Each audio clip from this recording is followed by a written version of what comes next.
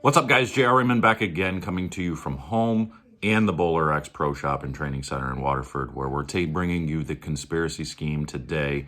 It's 45 by 4.5 by 45, and again, I want to reiterate that I use the same layout on all of these bowling balls, so you can really get a good comparison from ball to ball to ball. So this one, to be completely honest with you, I didn't like it with the shine on it. So I did touch it with a 3000 pad just to take that little bit of shine off.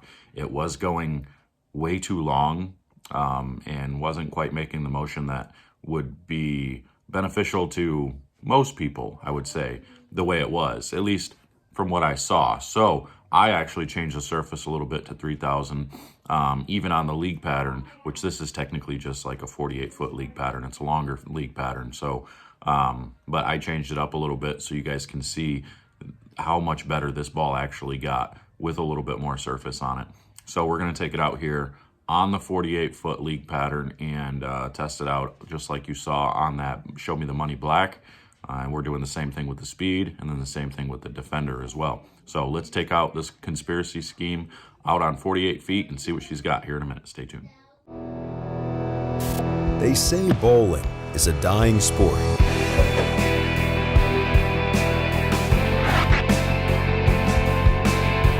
A dying sport. I disagree. I disagree. I disagree. I disagree. I disagree. BowlerX.com for the love of bowling. All right, here we go. Conspiracy scheme. Real quick video. Let you see 5 or 6 shots all across the lane. See what she can do. And remember, I did take the surface down just a little bit just to get that shine off of it. You can see it picks up much better now. Even though big fours, it picks up the middle of the lane and continues off a bit. We do not want it to give it that little hook early, scoot, and then try to hook again and comes behind the head pin. That's not what we want. And that's pretty much what it was going to do, or what it was doing with the shiny cover. It was just never picking up the back part of the lane. We wanted it to continue through the entire part of the lane. So we took the surface down just a little bit. So it shows how good this ball is, even with surface changes. And you saw Dom Barrett win with this ball the other day in Colorado. So that's pretty cool. You see that really pick up.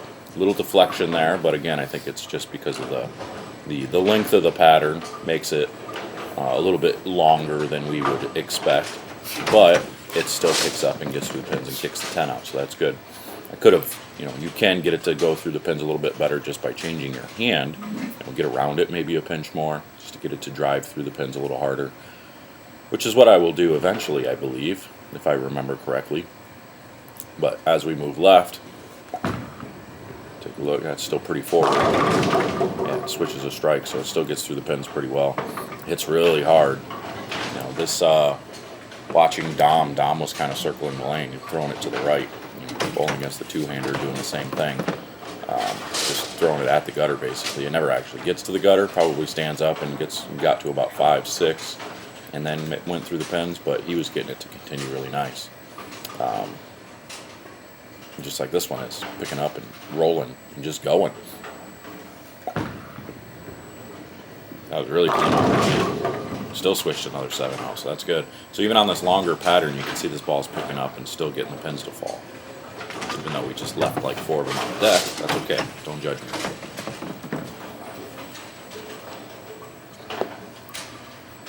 Getting around the lane. I don't remember if I end up setting this one down in the left-hand dry and jamming it through the face, or if I actually throw it good from inside in front of the ball return, but guess we'll find out. No, we're not quite there yet. Ooh, got lazy, but still switched the strike out. That one got lazy, and this is where you can see I'm still fairly forward with my hand. It's still rolling forward. I'm not doing too much to try to make the ball curve down there. So the fact that it's still making its corner and still continuing to strike is a pretty big testament to this ball. Not too bad so far.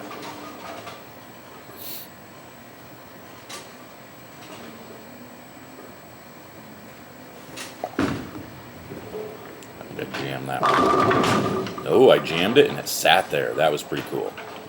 All right, there you go. So you can see how continuous and how good that bowling ball actually was. So I guess I shouldn't call it continuous. I should say it picks up the middle of the lane and still finds a way to get through the pins. It's not like it ran over the 8-pin or anything, but on a longer pattern, it still found a way to snap the 10 out and switch the 7 out and do the right things. And then when I got one way in from in front of the ball return, it just sat there, floated, and that's the one that ran over the 8-pin. So worked out really well. If you want to get one of these, make sure to hit that link in the description. I got them down below, or come up here to Waterford Lanes and Pro Shop, or to the BowlerX Pro Shop and Training Center inside Waterford Lanes, and we'll get you on. We'll get you out on the lanes, find your PAP, figure out exactly what you need. Maybe this isn't the ball you need. Maybe you need something else. But if you want to get one at BowlerX.com. Bring it to us. We'll take care of you, and we'll get it drilled up for you. Yeah, pretty much good. So that's all I got for you. Make sure to subscribe, comment, like, and until next time, we'll see you guys later. Take care.